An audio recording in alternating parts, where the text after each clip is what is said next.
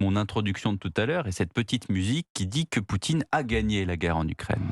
Moi, je pense qu'il a gagné, tout à fait. Je crois on n'est pas loin de la fin de la guerre, pour une simple raison, je peux vous dire, puisque l'armée ukrainienne manque d'effectifs. Hmm. Vous pouvez envoyer à l'Ukraine autant d'armes que vous voulez, autant de munitions, mais bientôt, il y aura personne pour se servir de ces armes. Vous voyez que la moyenne d'âge des militaires Hmm. ukrainiens aujourd'hui, c'est de 43 ans. Ils n'ont plus de réserve, les pauvres. Chaque fois, on se souvient du Vietnam, de l'Irak, de l'Afghanistan.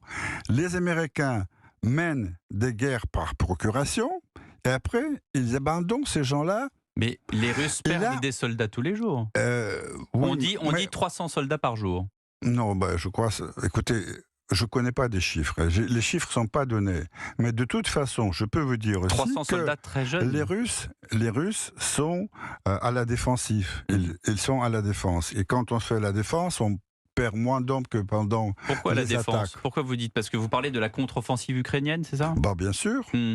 Mais je voudrais revenir à votre question précédente. Et je crois qu'il y a une chose, un aveu qui a été fait cette semaine, la semaine dernière, par le secrétaire américain Blinken. Hmm. En parlant, je crois, au Congrès, il a dit que 90% de l'argent que les Américains, soi-disant, ont donné à l'Ukraine ont été dépensés aux États-Unis. C'est-à-dire, ils ont financé leur propre complexe militaire industriel. Et là, c'est ça le secret de la guerre. Les Américains mènent des guerres pour s'enrichir. Et d'ailleurs, il y a aussi un retour dans le passé important. Il y a eu un grand président des États-Unis, un grand général Eisenhower. Vous connaissez sans Eisenhower, doute. bien sûr. Très grand.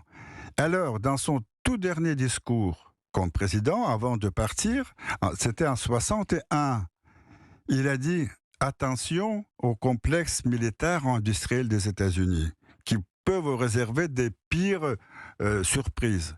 Lui, général, président des États-Unis, il a dit attention. C'est ce que nous voyons aujourd'hui. On va Écoutez, regarder ces